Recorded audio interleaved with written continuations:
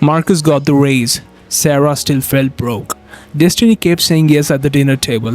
And Daniel sat alone in his home office on a Tuesday night, with everything he ever wanted and nothing he actually needed.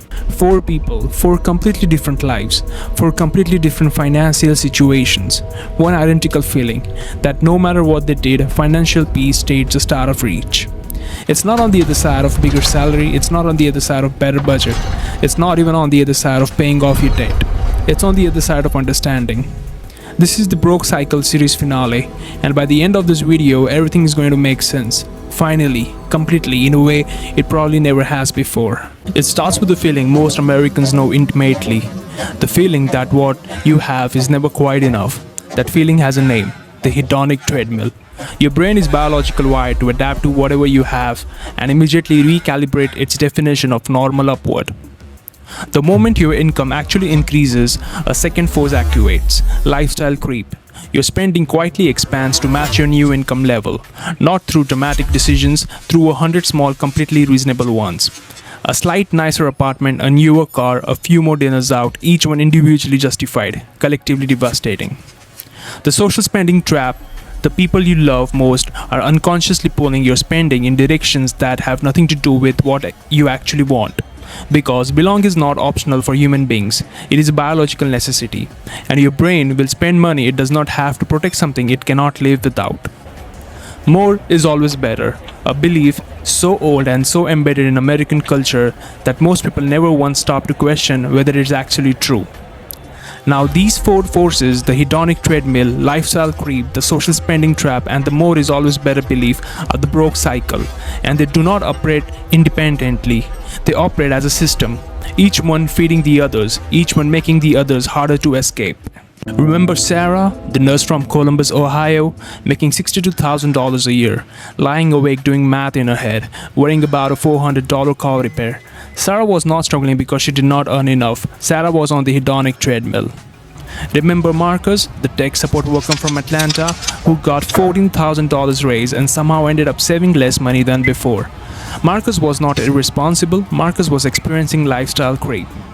Remember Destiny, the administrative coordinator from Houston, who spent $11,000 she did not have over 3 years just to keep up with the 5 friends she loved most?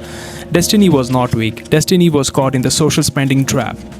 And remember Daniel, sitting alone in his home office in Cincinnati, with everything more had promised him and the hollow feeling that he had not delivered. Daniel did not have a money problem, Daniel had a belief problem. The more is always better belief handed to him by his father. The hedonic treadmill is biological, but consumer culture was specifically engineered to exploit it. Planned obsolescence, seasonal releases, constant upgrades, all designed around one foundational insight, that human beings adapt to what they have and always want what comes next. Lifestyle creep is psychological adaptation, but financial systems were specifically built to intercept it.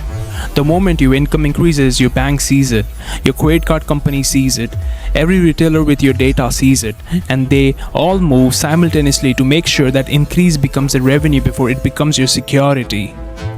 The social spending trap is evolutionary, but a $1 trillion advertising industry was constructed on top of it. Selling belonging, selling identity, selling the feeling of being enough through products that generate that feeling temporarily so you need to buy again. This is not 4 separate problems, this is one integrated system. Psychological, commercial, cultural and structural, all working together, all pointing in the same direction, away from your financial peace and towards someone else's bottom line. The broke cycle is not an accident, it's an architecture. The answer is not a budget. Budget fights symptoms. They do not address causes. The answer is not earning more. The hedonic treadmill consumes every income increase. The answer is not spending less through willpower. Willpower is a depletable resource. It runs out every single day. The only answer that works at the level where the actual problem lives is identity. Who you decide to be with money, for yourself, on your own terms. When you build a financial identity that is genuinely yours, not your father's, not your culture's, not the one embedded in 10,000 advertisements, something remarkable happens.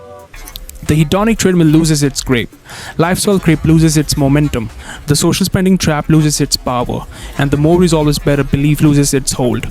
Because you have replaced it with something it could never compete with, your own definition of enough. Choose deliberately. lived authentically on your own terms. Sarah is still a nurse in Columbus, but she stopped lying awake doing math. Not because her salary changed, because her identity did. Marcus still works in tech support in Atlanta, but his last raise went somewhere different. Not because he made more, because he decided what enough meant for him. Destiny still has her 5 friends in Houston, and she still loves them genuinely, but she stopped spending money she did not have to keep up with them. And Daniel called his father. The conversation was long and honest and overdue. His father said, "I wish I had understood this earlier." Daniel said, "I think I do." 4 people, 4 cities, 4 stories that are really one story, your story. The broke cycle is real. It is running right now in millions of American households, including probably yours. Understanding this, it's not the same as being trapped by it. Seeing it clearly by name, by mechanism, by design is the first step towards something the system never wanted you to know. Financial peace. Not the kind that comes from having more, the kind that comes from needing less, from defining enough, from deciding who you are with money for yourself. That is what this series was always about. Not tips, not tricks, not hacks, just a truth clearly told. Finally. The psychological explains why you are vulnerable.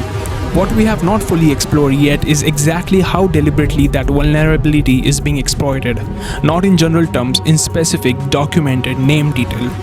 How credit card companies psychologically rewired an entire generation of Americans, how supermarkets are scientifically designed down to millimeter to extract maximum spending, how the subscription economy was deliberately engineered to make canceling feel psychologically impossible, how car dealerships use silence as documented psychological weapon. This is the next series. We are calling it The System. And if the broke cycle made you uncomfortable, the system is going to make you angry in the best possible way. See you next time.